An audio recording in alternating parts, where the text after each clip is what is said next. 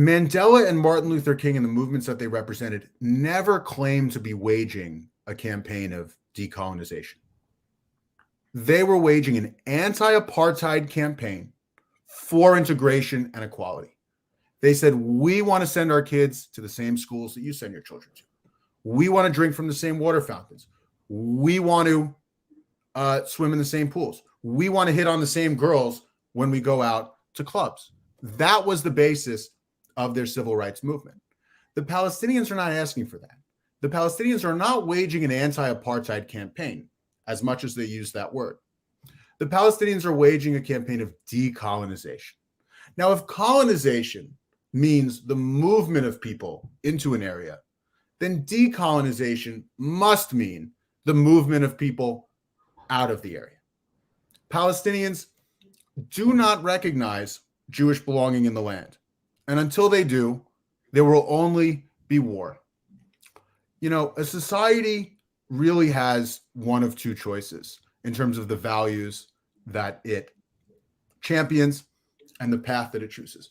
One society or one path is to value the dreams of your children. We hear a lot about, you know, the dreams of Gazan children who have been killed, some of them probably murdered for no reason by Israel, and who are lying under the rubble. That's one society. That's a society that looks towards the future and a society that believes in peace. But there's another sort of society, and that is a society that values the struggles of past generations. And that is the sort of society that Palestine is.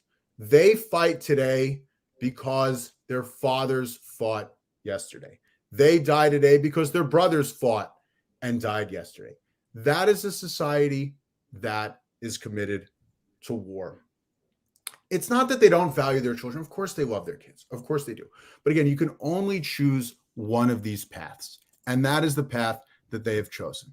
We here are liberal people, and we want them to choose peace. But my attitude has always been, and this is the liberal attitude, that those who love the living should stop fighting the wars of the dead. That is what the Palestinians are fighting for. They're fighting, and you look at the hell that we've put them through, and it's hell. But to the Palestinians, the only hell worse than right now is living in peace with Israel. And it's hard to believe, and it's hard to empathize with that sentiment, but I think you can.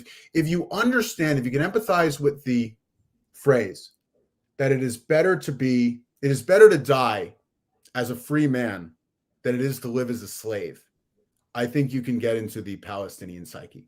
For them, peace, whether it be two states or one state, is slavery.